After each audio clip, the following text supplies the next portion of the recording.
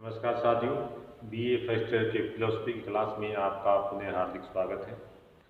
दर्शन शास्त्र के पिछले व्याख्यान में हमने जाना था कि दर्शन शास्त्र का अर्थ क्या है, दर्शन शास्त्र का मतलब क्या है। तो बहुत ही साधारण भाषा में आप इसका उत्तर दे सकते हो कि दर्शन शास्त्र वह विद्या है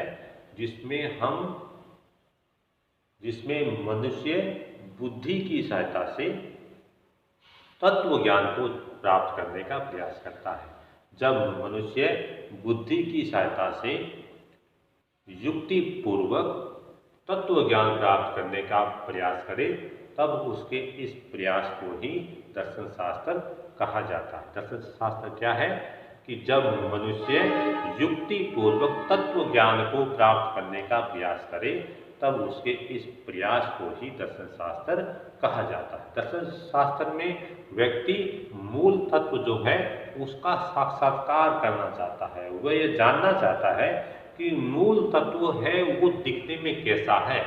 उसको या तो वो देखना चाहता है या उसको वो जानना चाहता है कि ऐसा मूल तत्व क्या है जिसने इस सारे ब्रह्मांड को बनाया। ऐसा मूल तत्व क्या है जो मेरे शरीर के मृत्यु के बाद भी विद्यमान रहता है। ऐसा मूल तत्व क्या है जो मेरे आने से पहले भी था और मेरे जाने के बाद भी विद्यमान रहेगा। ऐसा मूल चीज या मूल तत्व क्या है जो जिस पर हम विश्वास तो करते हैं लेकिन जो हमें दिखाई नहीं देता है। उस मूल तत्व को हम अनुभूत करना चाहते हैं। दर्शन शास्त्र जो है वो हमें उस मूल तत्व का एहसास कराना चाहता है जिस परम शक्ति को हम स्वीकार करते हैं, जिस परम शक्ति में हम विश्वास करते हैं लेकिन जिसको हमने आज तक देखा नहीं है। हम शरीर को देखते हैं लेकिन आत्मा को हम नहीं देखते। दर्शन शास्त्र कहता है कि उस आत्मा से भी आपका परिचय हो सकता है। हम इस जगत को देखते हैं लेकिन इस जगत को बनाने वाली जो सत्ता है उसको हम नहीं देख पाते। दर्शन शास्त्र कहता है कि उसको भी आप अनुभूत कर सकते हो, उसका भी आप साक्षात्कार कर सकते हो, उसको भी आप अनुभूत कर सकते हो, अनुभव में उसको ला सकते हो।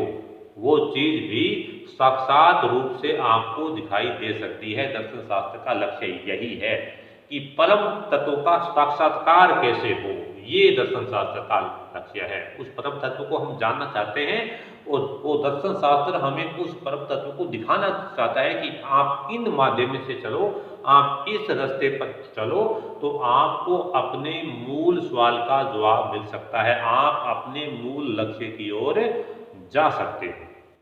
यानी परम तत्व जो है उसका साक्षात्कार कराना दर्शन शास्त्र का अहम लक्ष्य है।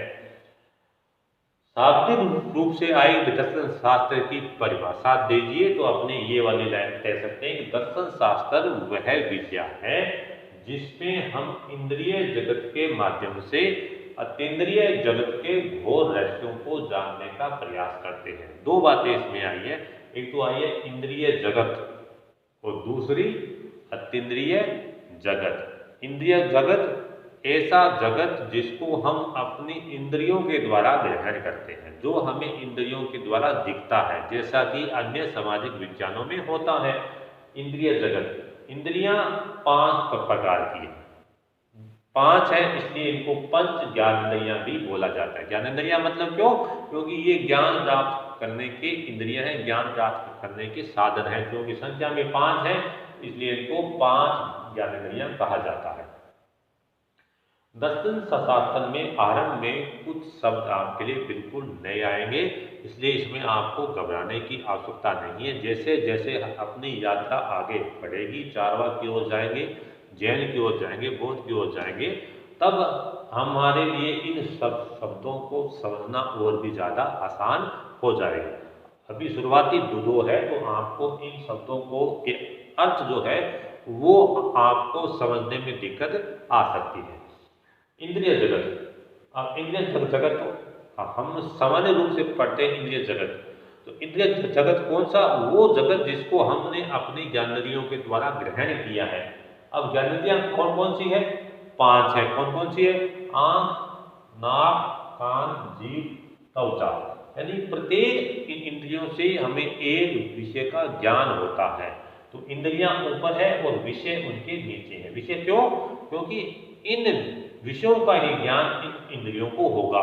जैसे आंख है, आंख से हमें दिखने का काम होता है, तो आंख का विषय होगा रूप रंग। रूप रंग का ज्ञान हमें आंख के द्वारा ही होगा।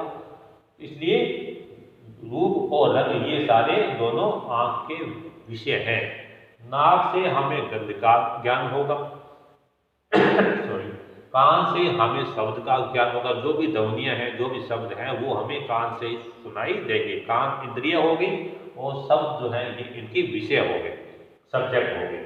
जीभ से हमें रस का ज्ञान, कोई चीज मीठी है, फीकी है, उसका ज्ञान हमें जीभ के द्वारा ही होगा। और कोई चीज कठोर है, मुलायम है, इसका ज्ञान हमें स्पर्श यानी त्वचा के द्वारा होगा। त्वचा इंद्रिय है और उसका विषय जो है, सब्जेक्ट उसका जो है वो है स्पर्श। स्पर्श का ज्ञान हमें त्वचा के द्वारा ही होगा, नाक और आंख के द्वारा नहीं होगा। तो दर्शन शास्त्र में ये माना गया है कि इंद्रियां 5 हैं और इन 5 इंद्रियों की ये 5 विषय हैं। तो ये चीज मैंने आपको इसलिए बताई क्योंकि हम इंद्रिय जगत के बारे में पढ़ रहे हैं। इंद्रिय जगत कौन सा? इंद्रिय जगत वो जिसका ज्ञान हमें अपनी इंद्रियों के माध्यम से हो, जिसका ज्ञान हमें अपनी इंद्रियों के माध्यम से हो। इंद्रियां कौन कौन सी होगी? ये 5 होगी। दूसरा अतीन्द्रिय जगत, इसका मतलब ऐसे विषय जिनका ज्ञान हमें इंद्रियों के द्वारा ग्रहण होता हो। और अतीन्द्रिय ऐसे विषय जो हमारी इंद्रियों की सीमा से परे हो। ऐसे विषय, ऐसे वस्तुएं, ऐसे तत्व जो हमारे ज्ञान की सीमा से परे हो, जो हमारी इंद्रियों की सीमा से, इंद्रियों के ग्रहण सीमा से परे हो, जिनका ज्ञान हमें इंद्रियों के द्वारा नहीं हो सकता, जहां तक हमारी इंद्रियों की पहुंच नहीं है। हमारी इंद्रियों की पहुंच हमारे शरीर तक है, लेकिन हम उन इंद्रियों के द्वारा आत्मा को नहीं जान सकते। इसलिए हमारा शरीर जो है वो इंद्रिय जगत की वस्तु हो गया और हमारी आत्मा जो है वो अतीन्द्रिय जगत की वस्तु हो गया। हम भौतिक जगत में सारी वस्तुएं देखते हैं। उन वस्तुओं को चूंकि हम अपनी इंद्रियों के माध्यम से देखते हैं, इसलिए ये सारा जगत जो है वो इंद्रिय जगत का विषय हो गया। और इस जगत को बनाने वाली जो परम शक्ति है उसका ज्ञान हमें इंद्रियों के द्वारा नहीं हुआ, तो वो परम शक्ति जो है वो अतीन्द्रिय जगत का विषय हो गया। यानी जिनको हम इंद्रियों के द्वारा ग्रहण कर सकते हैं वो इंद्रिय जगत के विषय हैं, और जो इंद्रिय जगत को, जिन इंद्रियों के द्वारा हम जिन विषयों को ग्रहण नहीं कर सकते, वो सारे अतीन्द्रिय जगत के विषय हैं। तो दर्शन शास्त्र वह विद्या है जिसमें हम इंद्रियों के माध्यम से, हमने इंद्रियों के माध्यम से शरीर को जाना और शरीर के को जानते हुए हमने ये अनुमान लगाया या हमें ये ज्ञान की प्राप्ति हुई कि इस शरीर के पीछे कोई मौलिक शक्ति है जिसे हम जीव या आत्मा कहते हैं। तो वो जीव और आत्मा जो है वो इंद्रिय जगत की वस्तुएं हो गई। तो इंद्रिय जगत से जब अपने अतीन्द्रिय जगत की ओर यात्रा करते हैं तो ये सारे विषय दर्शन शास्त्र की परिधि के अंतर्गत आते हैं। दर्शन शास्त्र मूल रूप से यह बात बोलता है कि अन्य समाज वैज्ञानिक जितने भी सामाजिक विज्ञान हैं उनमें हम इंद्रिय जगत के बारे में तो अध्ययन करते ही हैं, लेकिन उनमें हम अतीन्द्रिय जगत के बारे में अध्ययन नहीं करते। अतीन्द्रिय जगत के बारे में हम केवल दर्शन शास्त्र में ही अध्ययन करते हैं। इसलिए दर्शन शास्त्र वह विद्या है जिसमें हम इंद्रिय जगत के माध्यम से अतीन्द्रिय जगत के विषयों को जानने का प्रयास करते हैं। ये वाली चीज।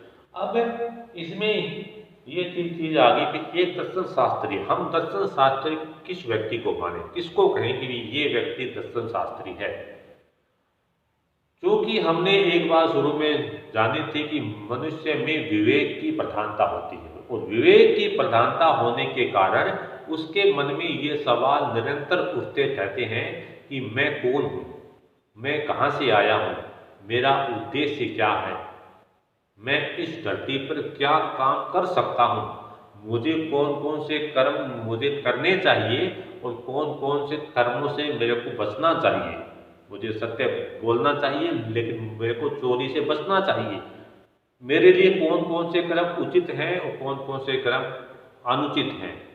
मुझे बनाने वाला कौन है, मुझे बनाने वाला जो है उसमें वो और मुझ में क्या अंतर है।